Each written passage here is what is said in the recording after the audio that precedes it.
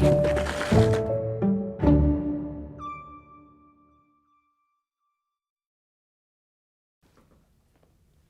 morning and welcome to Fowl First Thursday for March. And that's Friends of the Waccamaw Library. If you're not a friend, please join up. They're very friendly, our friends, and they help this program go and all our other programs, as well as our children's programs and our teen programs for the library at Waccamaw in Pawleys Island. We'll be back in person in April, so we're looking forward to that. But today we have a wonderful presentation to kick off our March, but also our series of presentations on ecological, environmental matters. We're calling it our EcoSouth series this month. We'll have other programs with wildlife biologist, birder, and poet J. Drew Lanham coming up on March 17th, and an original documentary on the Black River by Marsh Dean on March 22nd. So we got some great stuff coming up, but to start that off, our premiere today, Dr. Phillip Dustan, College of Charleston, professor of biology, who's going to talk with us about corals, tourism, and coastal flooding. What do corals, coral reefs, tourism, and flooding in the Lowcountry all have to do with each other? Dr. Dustan will tell us about these connections and the impacts on ecological diversity and sustainability in our area. Dr. Dustan is a marine ecologist, and his research on the ecology, vitality, and conservation of reef-building corals is featured in the Emmy Award-winning documentary Chasing Coral, produced by Netflix in 2017. He has worked in the Florida Keys, the Bahamas, and throughout the Caribbean Sea, with much of his research centering on the impact of urbanization on watershed ecology of coastal waters. Among his many professional positions and honors, Dr. Dustan served as science advisor for the Cousteau Society, as well as for the Planetary Coral Reef Foundation, and is active with education and outreach for the U.S. Coral Reef Task Force. His research has appeared in numerous publications as well. So we are thrilled to have Dr. Phillip Dustan with us today to tell us all about these global and local connections, corals, tourism, and coastal flooding. Thanks so much for being with us today, Dr. Dustan. All right. Yeah. Thank you. Thank you, everybody, for coming. We're going to switch up a little bit and not quite talk about tourism, but you'll see where development in tourism actually go as well. So I'm going to start off quickly. We have a lot of slides to go through, but it's more of a sort of a little rolling movie talk than it is actually slide by slide. So this just gives you a little bit of my background later if you want to look at it. I have a PhD from the Department of Ecology and Evolution at Stony Brook. I've spent some time at Scripps Institute of Oceanography. I've been at the college since 1981, and I teach ecology there. And I've worked with the city of Charleston in various things about stewardship and sustainability and just the impact of humans on our land around here in the Lowcountry.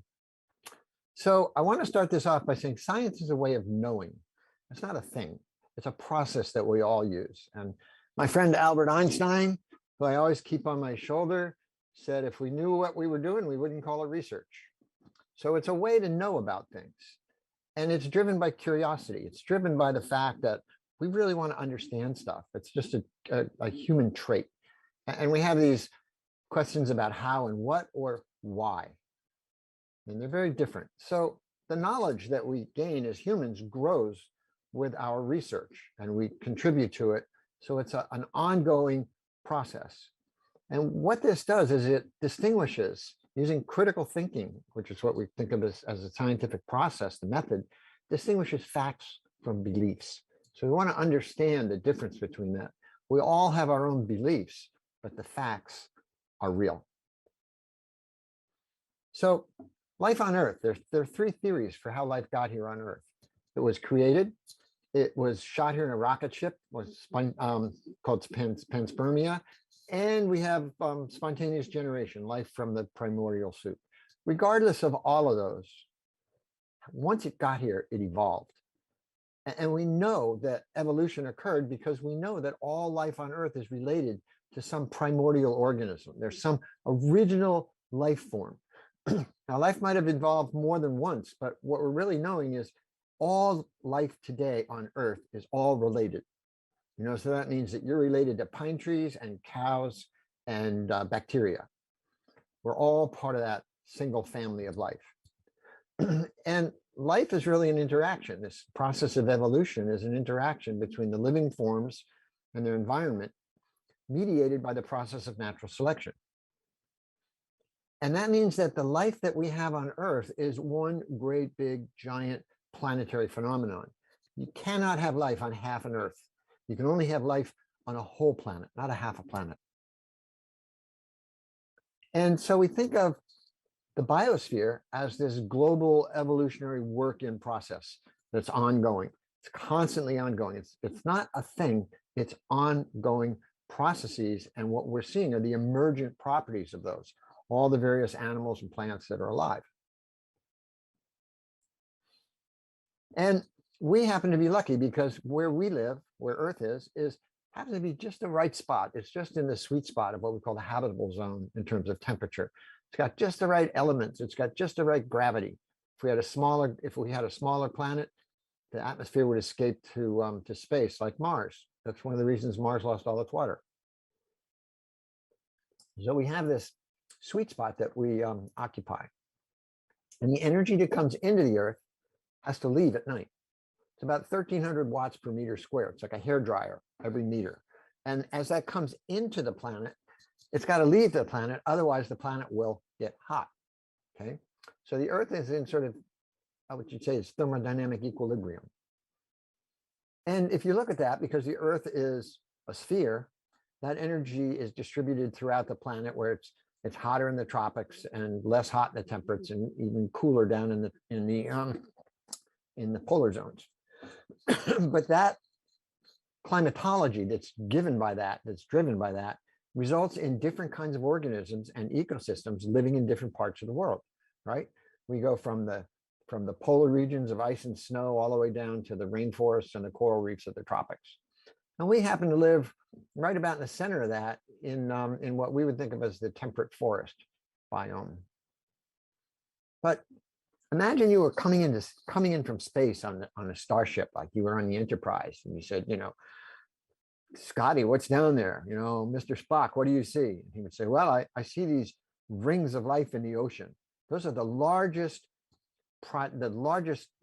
biomes that we could see from sea that distinguish themselves. They're actually the largest construction projects by living organisms on the planet. So we would see that. And then as the starship slipped around the other side, we would see the lights of civilization. So this is sort of the tension that we're based in right now. The evolution of the planet and the various biomes, and the tension brought on by humans. And if you drop down into that city, you'd see a hustle and a bustle and everybody running around. This happens to be Hong Kong in about 2015. Everybody's doing everything, all the little parks, all the little businesses, you name it. You drop down in a coral reef and you would see exactly the same thing. You would see an incredible civilization of all kinds of organisms, just like you would in a city, even more complex. You got to realize the reef is where we have the greatest number of different kinds of animals and plants on the planet. Now, what humans have done is start to build mega cities. 2015, we were building cities. Each one of these is a city over 10 million. And if you examine back from the 1700s, the increase in the human population, we started to increase and dramatically increase after 1950, really. But probably earlier on, we had maybe half this number of people 20,000 years ago, but we increased. Now, just to give you an idea of my career, it's right about here. My career started in the late 1960s, 1970s. So we have about this many people. And we are here now that we have about this many people. So that time is the time that I've been working in coral reefs. So I've had a chance to sort of take in what the baseline was and then see how it's changed. And during that time, the quest for energy has driven us to use fossil fuels. And as those fossil fuels have been burned, they release carbon dioxide in the atmosphere, and that results in an increase in the temperature of the atmosphere, which is then later transferred into the ocean. And when we think about climate change, rather than just greenhouse warming, there are all kinds of different aspects of climate change all over the planet. So it's in some places it's colder, in some places it's drier, in some places it's wetter, and in some places it's hotter. Now, when I began my career on coral reefs in the early 1970s, this is what reefs look like. This is Carey's Fort Reef, the most beautiful, diverse reef in the Florida Keys in 1975. And by 2014, this is what it looked like. That very same reef, okay? This reef transformed to this reef. In Jamaica, in Discovery Bay, we worked on this wonderful reef we call Dancing Lady Reef. And again, 1972, about 30 feet deep. You can see all the beautiful corals. Keep your eye on this bump right here, because that's about the only thing left. This is in 2013. And the same thing in Bali in 2014, the most beautiful reef one of the most beautiful reefs I have ever been on. We call it Symphony Reef. It's so beautiful. Completely gone by 2017. So you begin to wonder, this is like a war zone, like Syria or Georgia or Iraq or Ukraine, what's going on right now that we are watching. And my heart goes out to those people. It's like a clear cut. It's like going in and cutting a forest. You're cutting down all of the structural elements. Now, reefs themselves live in these areas that we think of as very low, almost a desert. The ocean is so barren. High sunlight, low nutrients, low sediments, but the animals that live there have intense herbivory and intense feeding on animals. So the food web is very intense. They've evolved in a very predictable climate, and you have this concept of symbiosis occurring. And so all of these parts fit together to make the coral reef. It's a process. And what we're seeing is the emergent properties of that process, like the skeletons of the animal, of the corals and the bodies of the fish. To start off with, a coral reef has the carbonate skeletons of the coral animals. And what you can see here, looking sort of like a big bouquet of flowers coming out, is a coral that was about 800 years in growing, Montastrea annularis at the time.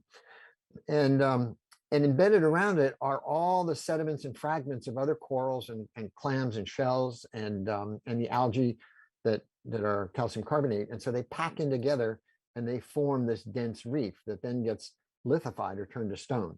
This reef is in Key Largo at the Key Largo Cut. It was formed about 120,000 years ago when sea level was higher. So what are corals? Corals are animals. They feed on plankton. They are plants that carry out photosynthesis during the daytime. So they're a plant and an animal. There's symbiosis between those two.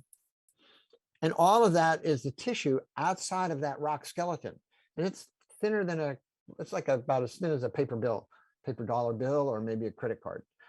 So what we're looking at is an animal that builds a skeleton beneath it. And the rate of skeletal growth is actually enhanced by the algae that live in it, that feed it as plants and are recycling a lot of the nutrients in the reef. So all of the parts of the reef, we think of the reef as this incredible resource where we can go harvest fish or harvest corals or harvest food, but really all those parts are needed for sustainability. Now, this is what humans do to reefs. We go fishing, so we take stuff out of the ocean. We take clams and little shells to sell. This is a woman in the Seychelles. We go out on the reefs to look at them, and we break them sometimes by standing on them, or we break them by trying to sail on them. This is what a reef looks like after an intense storm has gone through. And I'm sorry, not a storm, it's a boat wreck, the boat wreck before it. And then we like to live in the Florida Keys, or we like to live near the shore. And this is sort of the theme that cuts through a lot of this, because here in the Florida Keys, they took mangroves and dug them out and made houses. And every single house then was living on this ground that you see here that's actually fabricated from digging out the carbonate of the old fossil reef and piling it on land and then crushing it. Each one of these houses has a septic tank, and those septic tanks would leach into the groundwater, and the groundwater then would leach into the seawater. And the result of that are these large algal blooms that overgrow the corals, because the system becomes out of balance. It's overloaded with nutrients. And that results in things like the white plague disease, which is a bacterial disease, we think, that kills corals. There's another one called the black band disease. And a little shout out here just for a second. This is Jay Pinkney, who's now the director of the Baruch Foundation at USC and in Georgetown. It's a former student of mine. But this is black band disease that just sort of basically kills the coral flesh. And of course, then we have our own devices, plastics. This is a beach in Bali where the people would come out every morning and clean it up. And because of the atmospheric circulation and the oceanic circulation, these little arrows show you the direction of the currents in the ocean. So whatever gets put in the ocean in one place ends up somewhere else. And that's why we have things like plastic beaches now in the middle of the Pacific Ocean, the great garbage patch. And then, of course, then we have fossil fuels. This is a power plant outside of Washington, D.C. And the interesting thing about the increase in temperature on the planet is that about 93% of that increase in temperature, that heat content, has been absorbed by the ocean, which is phenomenal. But it's been said if the oceans hadn't been absorbing this heat, the average surface temperature on Earth would be pretty much uninhabitable for us to live. It'd be too hot. And when it gets too hot down in reefs, when we have too much exposure to heat, what happens is the algae inside the corals oversynthesize. They over-photosynthesize because they're warmer, and they produce an oxygen concentration that's so concentrated it's toxic. It produces various superoxides of oxygen. So the coral says, hey, I'm sorry, I'd love to have you, but you're out of here now because you're toxic. And so they kick them out. And this is what we call bleaching. And on a small scale, this is what it looks like. But on a reef scale, this is what it looks like. This is 2011. This is Symphony Reef in the shallow water. This is 2016. Some animals, soft corals, don't have tentacles to feed on animals. They rely on the algae that live in them. And when they bleach, they turn this white color and they slowly starve to death. So as they slowly starve to death, they just sort of eat their own tissue in a way. They metabolize their own tissue until they're gone. So we have this heat stress that shocks the reef. And when it gets hotter, it kills the reef. And it doesn't have to get that much hotter. This is what Jeff Orlowski was trying to show in Chasing Coral. Jeff put together an incredible movie that really grabbed a lot of people. And the idea is to try to wake people up about climate change. So the real question is, with reefs, can we imagine a world without coral reefs? And that may become a reality by the end of this century. At least coral reefs as we know them will not exist, probably. Now I want to switch the emphasis of this talk to something else that I entitle Flat Earth Zoning on Johns Island. And this is a little bit sort of two words in one, because we used to think the Earth was flat until we tried to sail off the other end, and we ended up finding out that it was actually a circle. So there was this issue about knowledge. And the other part of it is that we have topography, but most maps you see that are zoning maps and political maps are flat. So in the Lowcountry, and you can see here all the way up into Georgetown, this is a satellite image of the state. Charleston's in the center here. But in this Lowcountry, we have a series of rivers that drain into the Atlantic Ocean. And some of them are from upland, like the Cooper River and the Santee River here. And some of them are ephemeral, like the Stony River or the Ashley River here or the Wando River. But in general, the water's flowing from the mountains to the sea. You can think of rivers as the roots of the ocean. And you can see the development here around Charleston is this white area. Now this image is from 1984, so it's quite a bit different than now. Charleston at that time in 1990 was basically about 500,000 people surrounded by 1 million acres of forest. And Johns Island, which is an island to the southwest of Charleston, is this island right in here. It's one of the larger islands on the East Coast, and it's been settled for a long time. The Legree farms were there in the 1700s. And this is a thematic mapper image where you can see the Johns Island Airport. And over here, you can see all the different houses. And now I want to show you another image. If we take this and we now look at it in terms of what's called LIDAR, which is topography, what we see is the red is highlands. It's about 25 feet above elevation. And the low is blue, grading through the yellow and the gold here. So this is an elevation map going from sea level up to about 25 feet elevation. And you can see these long striations here, these long bands. And these are actually dunes that were formed earlier in the formation of the Lowcountry. Sea level used to be much higher than it is.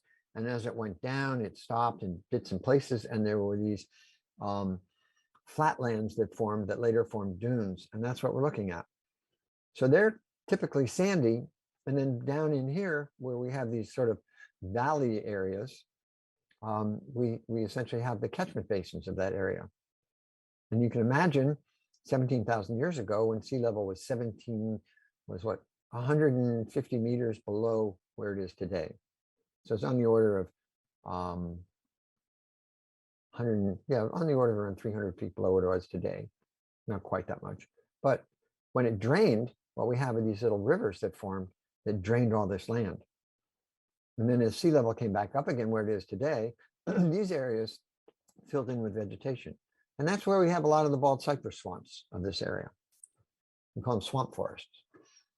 Now, humans themselves have sort of occupied this area. And when they first settled Johns Island, they built the town, the sort of commercial areas and their houses on the tops of these dunes. And they farmed in the swales. Now, what's happened recently is a large part of those areas, first on the tops of the dunes and later in the lowlands, are becoming developed. And they're becoming developed with what we call fill and build development. And that fill and build sort of looks like this. These are called planned unit developments. And a planned unit development was generated to allow to have a lot of green space around houses that were densely formed. But what's happened is developers have maximized the amount of development, amount of houses, and minimized the amount of green space. And part of what they do is to develop these areas in low countries, in low-lying areas. They need to fill the house, they need to fill the land in to bring it up to the elevation where it's allowable to build a house, mainly 14 feet elevation above sea level. So they dig retention ponds to capture stormwater, and they scrape off all the topsoil. This is after they've wiped out the forest. First they clear cut the forest. Then they dig these deep retention ponds, and they dig them up to about 30 feet deep, and they stockpile the sand. And then they elevate all the building lots with that sand all the way out to the critical zone in the marsh. So what they're doing is they're taking this land that was low and covered by forests and evolved to trap and retain water. They are essentially digging out large ponds and filling in the dirt with that area, filling in all that area with the dirt they dig up, and then they plant houses on it. And when they plant the houses on it, what we've got is sometimes 3, 4, 5 feet of fill. Now, the developers must keep certain trees intact. Tree over a certain size is called a grand tree. And when that tree is when they go into a forest, before they can develop it, they have to designate all those grand trees and save them. So they protect them by putting them in little bathtubs. And it's a little bathtub, and it's basically a retaining wall to keep out all the fill dirt. And what happens to these is these particular trees are normally surface feeders. So their roots would extend to a large area outside of where these little basins are. So they don't get enough food from their roots. Water gets trapped in these when we have storms, and eventually the trees die. And when the trees die, they fill in this, they pull out the tree, they fill it in with sand, and they build another house. So when you think about these developments, you have to sort of take a little bit of a look into the water cycle. And precipitation, rainfall, is equal to the amount of runoff and the amount of evaporation that occurs. Otherwise, the water would be building up. Again, it's a process, it's not a thing. And if we examine a natural piece of land like a forest, with 1 inch of rain, we'll get about 500 to 700 gallons of water running off of that 1 acre forest. So 1 acre forest, 1 inch of rain, 500 to 700 gallons. 1 acre of parking lot, 1 inch of rain, 27,000 gallons. And this is because the surface has become impervious. Now, these various communities that we talk about, these PUD communities, are much more like parking lots than they are like a forest. And as a result of that, we see a tremendous amount of flooding. Here you can begin to see just the flooding that's come down here. This is 2 days after a rainstorm. There's still water sitting here. That's because the fill dirt that's been put in here is virtually impervious. So what we've done is we've created an illusionary community with grass that is going to absorb all of the water. But what's really happening is that entire community is impervious, and the water runs off into these catchment basins, where the catchment basins are actually filled with groundwater, so they may not catch and retain as much water as they're supposed to. And it fills these little tree wells, and it ends up killing the trees. And all the rest of the water runs off into the marsh. Now, we used to study the impact of this water running off the land from development. We used to study the impact of that on the marsh, and we were very worried that that was going to slowly kill the life in the marsh. As a matter of fact, when you get above about 20 or 25% impervious surface area in a watershed, you begin to see quite a bit of degradation of the marsh. So what we've done by doing this and making these fill and build communities is we've lost our ecosystem goods and services. We've disrupted the flow of water above and below ground. We've increased the amount of sheet flow, so we have excess runoff, but we've decreased the absorption of that water in the groundwater. And people's septic systems are failing, their wells are failing, and their foundations are cracking. And you may have noticed locally on television, there are all kinds of companies now that can fix your cracks in your foundation. Well, that's because of the way these houses are built on slab on grade. So you have slab on grade placed on top of fill dirt, which settles, and the foundations crack. And then the foundations, the air conditioning sucks moisture into the system, and the rugs begin to fill up with mold because it's always wet. And that's resulted in this urban flooding epidemic that we have now in the Lowcountry. I want to show you a little piece of this and how it actually works in many respects, and the ecological impact of that. This is a LiDAR image of Johns Island. This is Maybank Highway here. Johns Island Airport is down to the bottom of the right. And this area here is the secondary dune just before Kiowa and Seabrook. This area in here is what we call the Burden Creek Basin, because it drains water from Maybank Highway, and it drains water from this forested area into here, and then it drains out through either Burden Creek or over here into the creek right here. These are some of the housing developments that have been built in this area. And at first they built them in the high grounds And then they started building them in the low grounds. And these are actually housing developments that have not been built yet that are proposed. And the blue lines are what's called a path flow analysis, which shows the path of water based on the topography of the land from the LiDAR imagery. So this little area with the dotted lines all around here describes the Burden Creek Basin. It's a little watershed, and water comes out here. If we were to look at this in a slightly different way, where yellow are developments since 1990 in low-lying area below about 12 feet elevation, and the mustard colored yellow are the developments in the higher grounds, what you can see is that this whole side, the whole flank of this big dune is now pretty much developed. Yet the bottom part is pretty much forested. Now for us, this set up a perfect experiment. We wanted to examine over time the amount of water that flows out of this area that's developed and down into the creek, and out of this older, this is a much older development with fewer houses in it down here, and then this forested area. So this sort of presents a living experiment.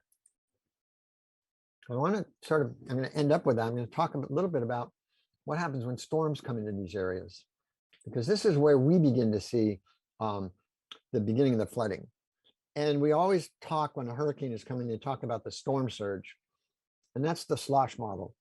And that gives us the potential for storm surge flooding based on the size of the storm and the tides and the elevation of the land. It doesn't take into account wave action, rainfall, river flooding, or levees failing, or anything like that. So when Hurricane Matthew went through Charleston, we had a tide that popped up to about 9.26 inches, or 9.3 feet in Charleston, and the lower Battery area flooded. It was a wicked time for Charleston. This is Hurricane Matthew. Well, out on Johns Island, the road on Burden Creek flooded as well. And having some instruments in the water, it gave me the opportunity to calibrate what happened on the peninsula with what happens on Johns Island. So what we see here is an up and down of the tide and a device measuring the tide. And then we see this peak here. And this is the storm surge that was very similar, 9.5 feet relative to what happened on the peninsula. And then we go back to the storm surge. So basically, this is the storm coming through, Hurricane Matthew coming through at this moment. And naturally, a super high tide is around 7.7. So we added about 2 feet to the tides when Hurricane Matthew came by. And what happened in Charleston, if we look at the NOAA sea level rise page and raise it by 5 feet, which would sort of be like Hurricane Matthew, you can see all these blue areas that are underwater in here in the peninsula. This is the part that flooded, and you can see parts of the marsh on James Island that flooded. And back over here, you can begin to see how our Lowcountry got inundated by essentially this +5 tide that came in. Now here's Hurricane Dorian that went by. And remember, I told you about this little experiment we set up where we have the developed area, the super PUD new developed area, and then forested. And Hurricane Dorian came by, the pressure dropped, and it came up. And right as that pressure front came through, as the eye came by, it was actually offshore, we had a massive amount of rain. We had about 5 or 6 inches of rain. So we had this perfect pulse and then nothing after it. And so in these different watersheds that we were studying, okay, the PUD watershed, the older development, and the forested area, we can see the wave of water that comes after the rainfall. So here's the rainfall. And in the PUD community, we have this massive amount of floodwater, this elevated floodwater. And these are measured by little devices that measure the pressure and tell us water depth above the sensor. So each of these is similar, and the watersheds are sort of similar in size. So we see this massive bolus of water within hours of the flood. And what's coming out of Burden Creek, which is at the very end, echoes that. What came out of the older development is much less. And what came out of the forest was almost nothing compared to what came out of the developed area. And the interesting thing here is you can actually see the tide level going down. And the reason for that is that the storm, the eye was offshore and it actually sucked the water offshore. So if Hurricane Dorian had been closer to shore, we would have had massive flooding. But this goes to show you just the response of these watersheds to the development. So as sea level rise is going to continue and the melting is not going to stop, we're going to see larger areas of our low country become inundated with water from the ocean with sea level rise. And at the same time, we're building these communities that are virtually impervious. And so the rainwater has no place to go. So that's going to exacerbate flooding. Okay. And what we really need are new rules to how we plan the earth. We shouldn't have it flat. We should make it according to the topography and the watersheds, and the elevations, and the various communities that live there. There is a phenomenon there's a principle that we've adopted in the conservation world called the Precautionary Principle. It came out of the Rio Convention in 1993.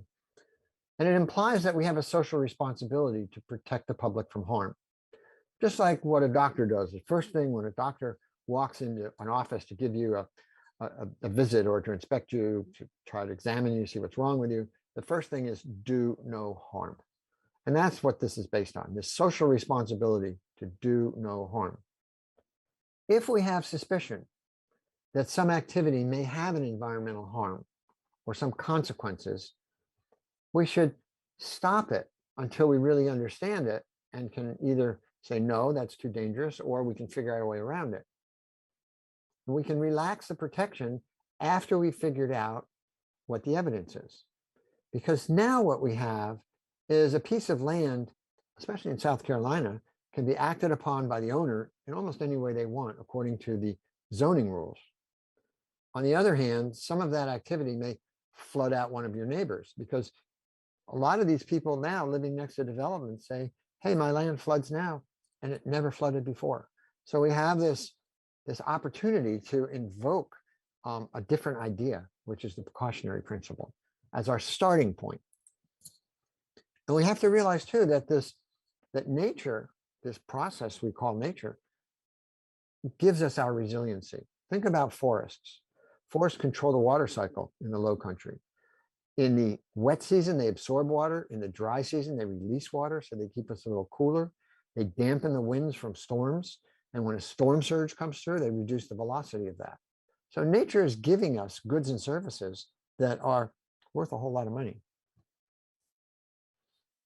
As sea level increases, and there's no way we're going to stop sea level, and sea level has begun to increase faster on the East Coast because with the glacier melting in Greenland, there's less of a subduction in the bottom water, and the formation of the bottom water in the Gulf Stream slows down because it's not being dragged in some respects up into the polar regions. And as that happens, we are seeing a greater increase in sea level here than in other places. And we will have at least 12 inches in the next 30 years. And probably by the beginning of the next century, we may have somewhere between 3 feet and 6 feet, 1 meter to 2 meters. And we still don't know what that target is. We might be able to slow it down, but we're not going to stop it from getting there at some point. What that means is there are a lot of residential and commercial properties at risk. And we're talking about trillions of dollars. In Charleston, South Carolina, we've already lost $266 million impacted properties.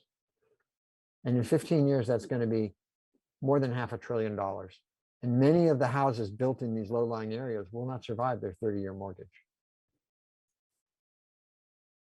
So the city of Charleston in 2019 came out with this great storm plan. They were going to build pipes and drains and seawalls and pumps and allow development to occur as usual. We need to add an offense to that.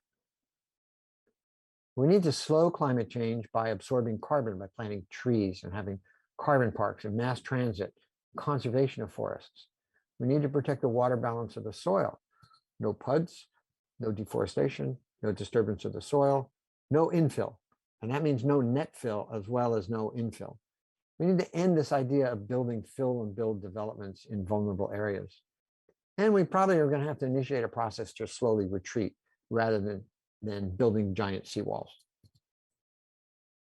So imagine if Charleston were an airplane.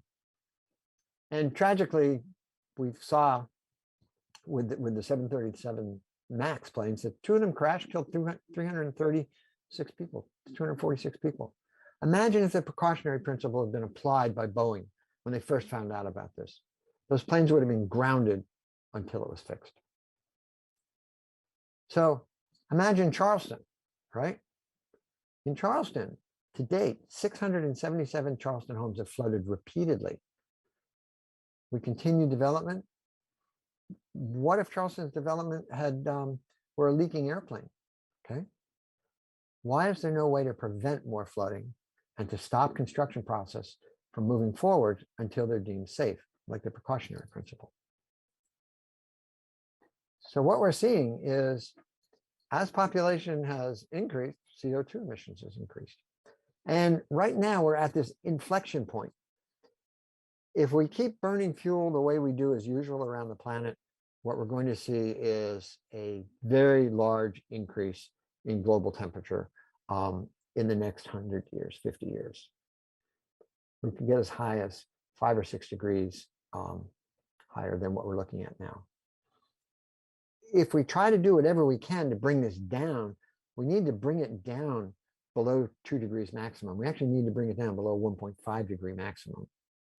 And so we really need to do that. One of my mentors, Captain Cousteau, wrote an essay in 1994 called "The Long Term Has No Price," in which he argued that the goods and services provided by the planet, which around that time were valued at about $33 trillion, more than all the economy of all the world's nations together, was irreplaceable. And so when someone said, well, we're going to cut down that forest to build a development, we should say, wait a second, that forest is worth more than that development. So we have to figure out a way to be sustainable, to merge them, not destroy one for the sake of the other, just for money. You know, I'd like to remind you that every dollar you spend is a vote on how you want the world to be. And it's not rocket science to do this. It's really pretty easy. It's just that the humans have the courage, you know. We can have carbon tax, we can have conservation, reforestation, mass transportation, electrification, agricultural reform. There's no limit to what we can do if we want to do this. So the question is, you know, what price do you want to pay?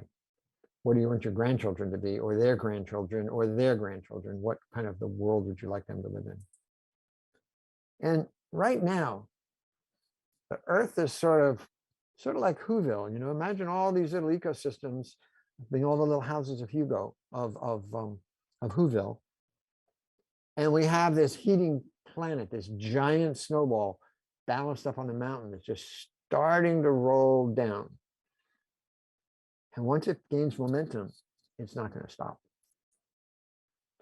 The forces, the stresses that are being applied to reefs and local communities are local, they're global, they're regional. Locally, it's the activity you have in your own yard. Do you over fertilize your grass? Do you have a rain barrel? Do you have as much of it forested as possible? What happens locally? How often do you cut your grass? Think of all the CO2 that's released by lawn mowing. Regional is the planning process within our cities and our towns and our states. And then global becomes how the international world interacts. So these stressors are all there and they're all acting at the same time. So it's kind of glim, but we live on a beautiful planet. We live in a very special place. The only place in the universe that we know of where life really exists and thrives. And so we need to take care of it. We need to look after it. And I'd like to leave you with that thought. Yes, just the idea that the long term has no price, and we're here. So thank you very much, and I appreciate it. Thank you so much, Dr. Dustan. Phillip Dustan, coming to us from the College of Charleston. Would you mind answering a couple of questions? Oh, I'd be happy to. Yeah, Sure. and we'll see. Folks are welcome to buzz in online. Sometimes they do. You presented that topic, so it's such a complex and interwoven topics, really, with a plural. So you gave us so much to digest there, and I should say thanks to Aaron Brickle, our videographer, and Truman Wins, who is making this live stream happen, our tech specialist here. We're thankful to them, but we will have this available online afterwards at the Georgetown County YouTube site. So I think this bears rewatching, reviewing, because there's so much information there, and so many sort of action steps to take afterwards too. But it's complex, it's interconnected. I mean, even what you were saying about the mangroves being dug out down in Florida, it seems a minor local event. At worst, it would have a regional effect, but you took us through that. Well, they put in septic tanks, and then suddenly there's runoff from that. The water is surrounding is becoming saturated with nutrients, and then we're getting black band or white band disease, and it's killing the corals offshore. So it's just But there's even more to it than that. Yeah. A disease developed. We went from about, in some places, 95% coral cover down to about 2% coral cover. And then the disease erupted about 5 years ago called Stony coral tissue loss disease. It's just like the white plague, but it's a new one, and it's faster and it's more virulent. And that is appearing all over the Caribbean. And it seems to be linked to either ballast water or sewage water from ships, and possibly cruise ships. Wow. So you can begin to see how this just begins to spread. And it's all basically driven by reproductive success in humans, the population growth. But as we expand more wherever we go, what we do is we take our waste with us. And that's especially the problem with tourism, the supply chain of tourism. But things that you've never even, dreamed to think of, like, I'm going to take a dream cruise to the Caribbean, and that's contributing to killing the coral reefs that you want to go see. So it's a very complex topic. It takes quite a bit of time to digest it. Yeah, it is sort of like the old butterfly effect. Except you're doing an excellent job of tracing it back. So it isn't just sort of a random occurrence. We can trace it back. We're following the process through science, and so there are ways to stop or at least lessen those dangerous effects. Although at the end of the day, we ended on kind of a grim note with coral. Is there hope for coral? Is there a way that we're not going to see the end in effect of coral by the 20th century's end? Okay, so there are two things. There's coral reefs, which are these large emergent properties like a forest. Okay, it's it's the emergent property of all those organisms living together. And then there's corals. Now, corals themselves, the relationship between the coral and the zooxanthellae has existed for about 250 million years, maybe longer. And they've built reefs way back then too. So we always say the coral reef and the bleaching is sort of like the canary in a coal mine. And that's become a well overused phrase, but in many respects, it's true, because the reefs will disappear, but then the corals will live in different places. They're pretty resilient. We're finding corals that live in very high temperatures some places. But what we're doing is we're killing a planet for ourselves.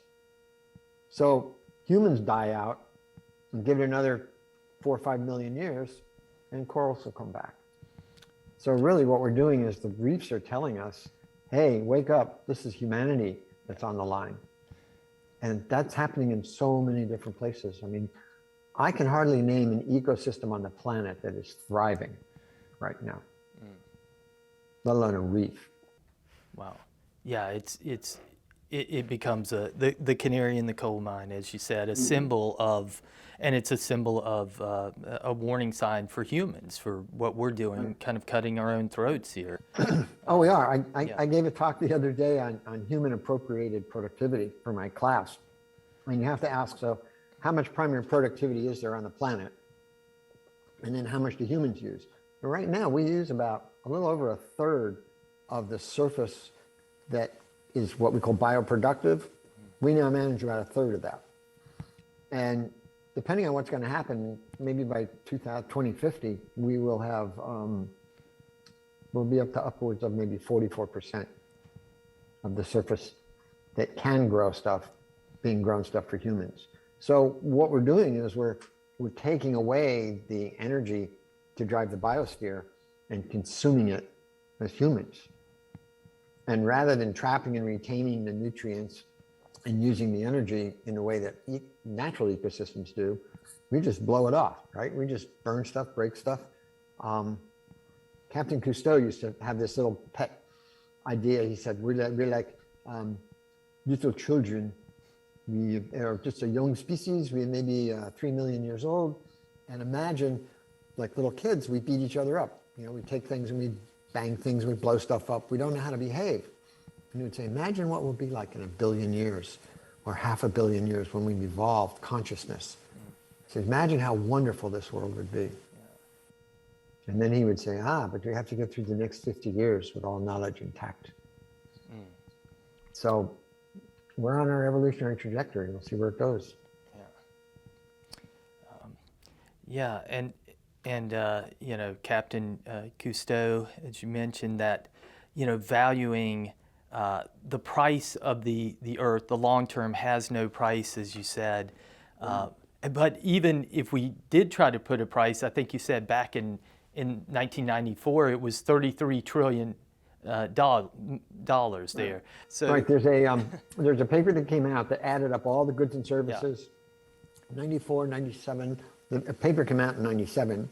It was $33 trillion, of which 22 or $23 trillion was the sea. But if you know, and you think about how much money that is, you think, wow. At the time, it dwarfed the human economy. Yeah, so it is a vast financial driver here that we need to you know, it does have that major financial impact. So even from a business side, we need to be smarter and not waste waste the earth, and even for the instinct of self-preservation of the species. One of the things we did at the Cousteau Society was we worked with Peter Blake, who was the New Zealander that had won the America's Cup from America. And Peter, at the time, Peter was working with the Asian companies, sort of like the Fortune 500, but the Asian Rim countries of that same sort of organization. And they were saying, you know, we really have to address climate change, because if we don't have a healthy population, we're not going to have healthy business. There's going to be nobody to buy what we make. Yeah.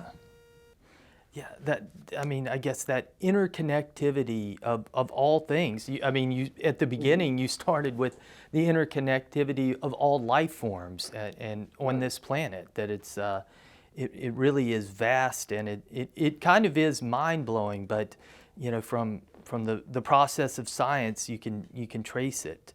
And And even going from the global to the regional to the very local, what can we, you gave us so many suggestions, but as we go home today, residents, we're just north of you down in Charleston there, up here in Georgetown County. What, if you gave us a list of maybe most important things to do today or this week that will help the situation with coastal flooding, what can we do? What would you say? Okay, so I think the first thing we can do is plant more trees. Yeah. Plant more vegetation.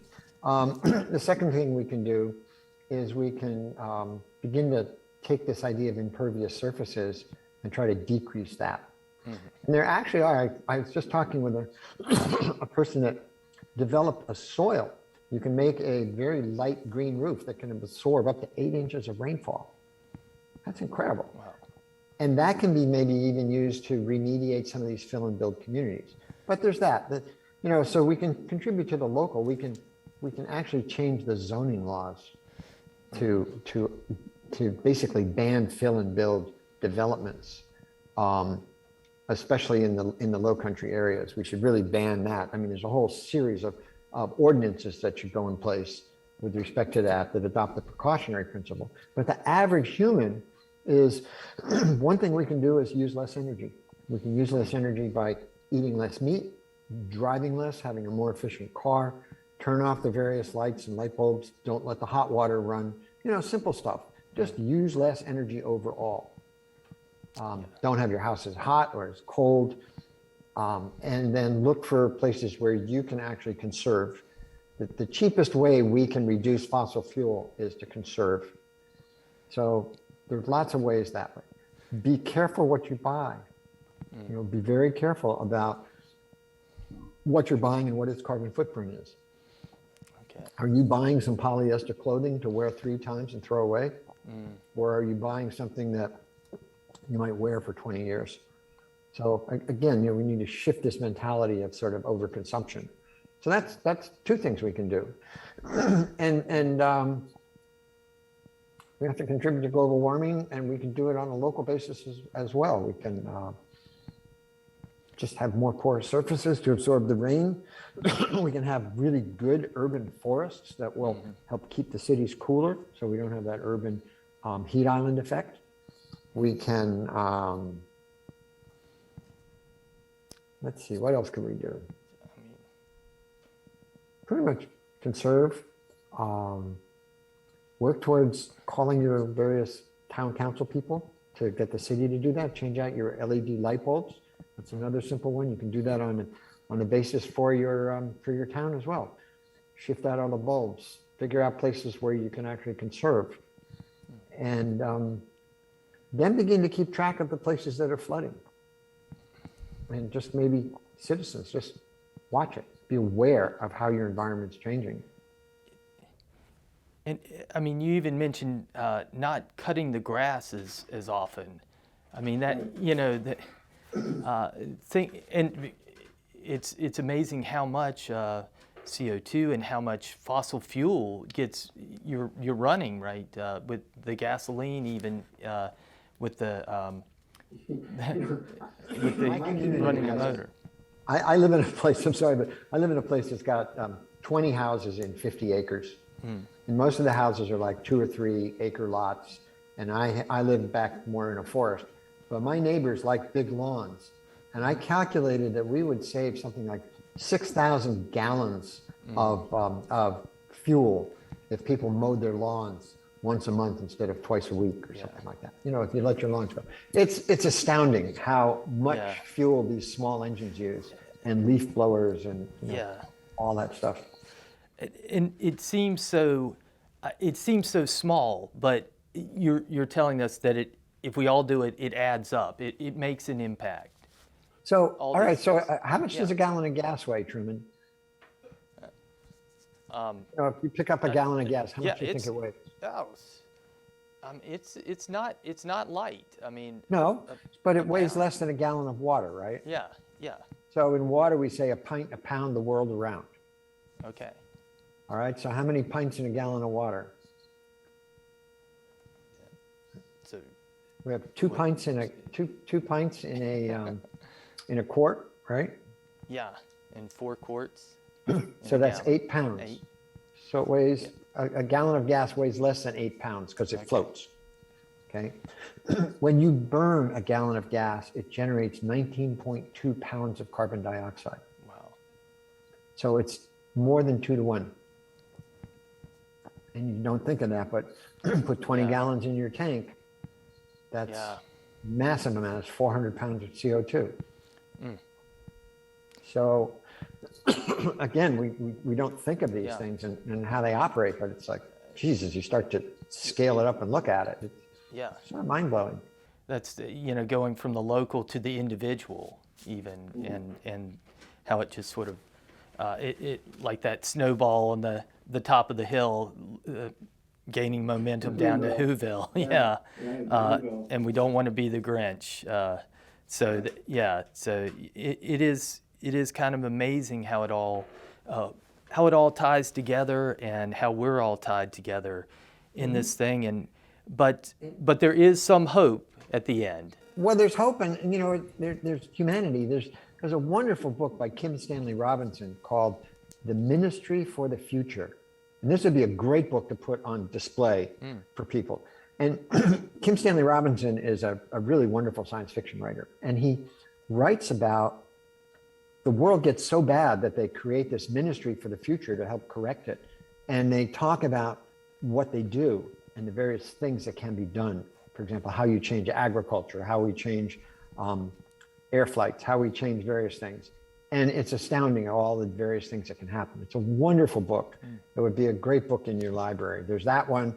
There's another one called New York 2040, which is about New York City and how it deals with climate change. All of his books are great books about humans and nature and how they interact with each other. Great. Well, we're always on the lookout for book and reading recommendations here at the library, so I'm sure that will be well taken.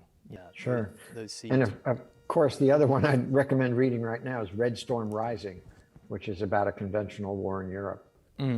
Well, yeah, that's certainly on our minds right now, for sure. Yeah. All right, and we were talking before we got on about a hunter who was planning to head over. He had no military experience, but he was going to join the Ukrainians in fighting the Russians. That might be possibly misdirected action since he doesn't have the experience, but you've given us, we're kind of in a battle, in a war here on a global scale in terms of going on the offensive, not just the defensive, and trying to sort out our issues with the ecology. And you've given us good ways that we can, and not, it doesn't cost much on a daily basis, ways that we can help out, do our part.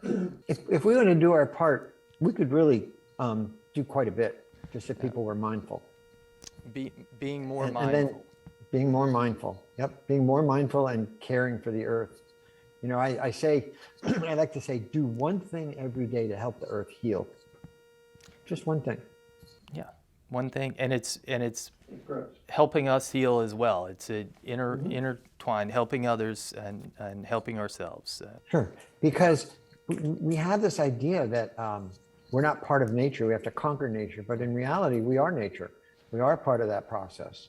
And so if you can sort of get in touch with that a little bit more, you're a little more grounded inside. Yeah. Well, thank you so much for spending this time with us, and we really very much appreciate all you've had to say, and we will make this your talk available again on the Georgetown County Library YouTube site. So we'll let everybody know when that is available. Again, Dr. Phillip Dustan at the College of Charleston, although, as you heard, he's been around the world with his research. We very much appreciate you sharing your day with us. You bet. And thank you so much, Truman. Thank you for the invitation and the opportunity to speak to everybody. And if anybody wants to contact me directly, my email is on the front page. It's Phil, Phil, Dustan, Dustan, @gmail.com. And I'd be happy to help you out or talk to you or whatever, if I can in any way help that. So thanks very much for the opportunity. And as the Beatles said, thank you very much. And I hope I passed the audition. You got the job. You got the job. Absolutely. Thank you. Take care. Okay. Bye-bye.